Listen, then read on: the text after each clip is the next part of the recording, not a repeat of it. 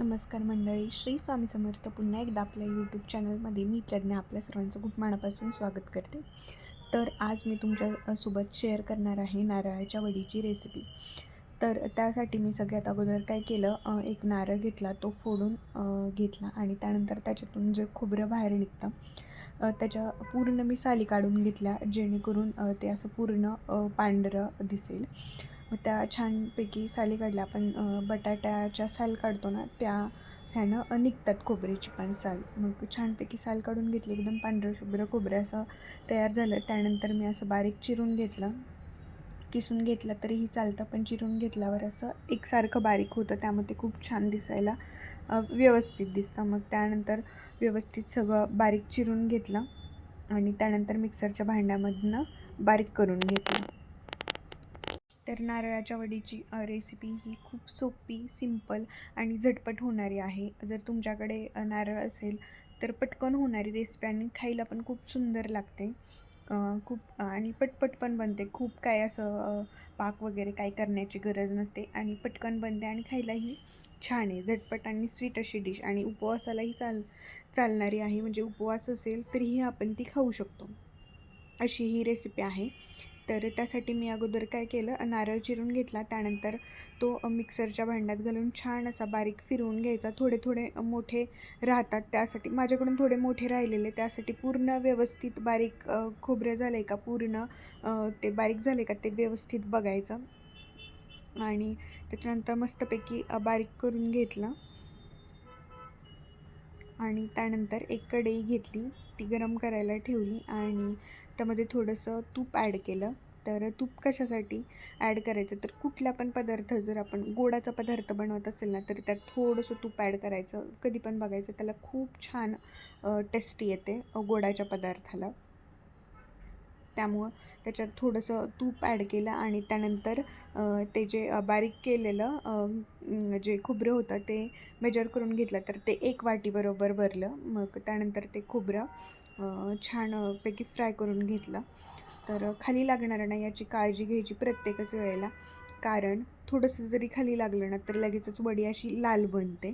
त्यासाठी म्हणजे खाली लागणार नाही याची काळजी घ्यायची. त्यासाठी खूप वेळ हलवत राहावं लागतं. खूप हात दुखून येतात, तरी पण हलवत राहायचं आणि खोबरं छान असं भाजलं ना, त्याचा खमंगपणा आपोआपच येतो. खूप छान लागतं असं छानपैकी मस्त फ्राय झाल्यानंतर.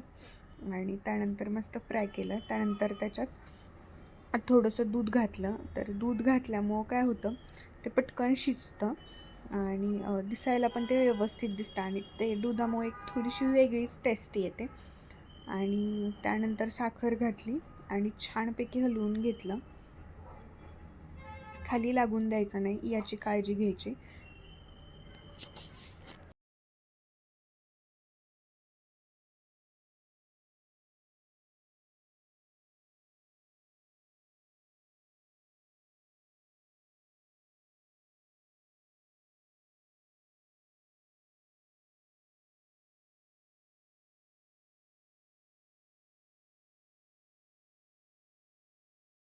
नारळ बऱ्यापैकी शिजल्यानंतर त्यामध्ये दूध घातलं, कारण दूध घातल्यामुळं खाली चिटकत नव्हतं आणि दुधामुळं एक व्हाईट कलर, चांगला कलर पण येतो वडीला आणि त्याचबरोबर टेस्ट पण खूप छान लागते. हे फायदे आहेत. खूप जास्त प्रमाणात पण नाही घालायचं, असं थोडंसं घालायचं.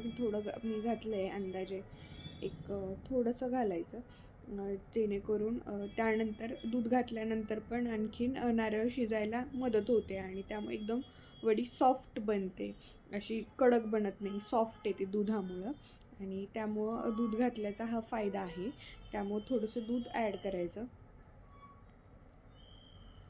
आणि छान परत खाली लागणार नाही. दूध घातल्यानंतर खाली लागत नाही, कारण असा त्या अगोदर काय झालेलं असतं, थोडासा फ्राय केल्यानंतर नारळ कोरडा पडलेला असतो, त्यामुळे खाली लागायची शक्यता असते. मग दूध घातली की त्याला थोडंसं पाणी सुटतं आणखीन आणि त्याच्यामुळं खाली चिटकत नाही. तरी पण आपण हलवत राहायचं, म्हणजे त्याचा फायदाच होतो. आणि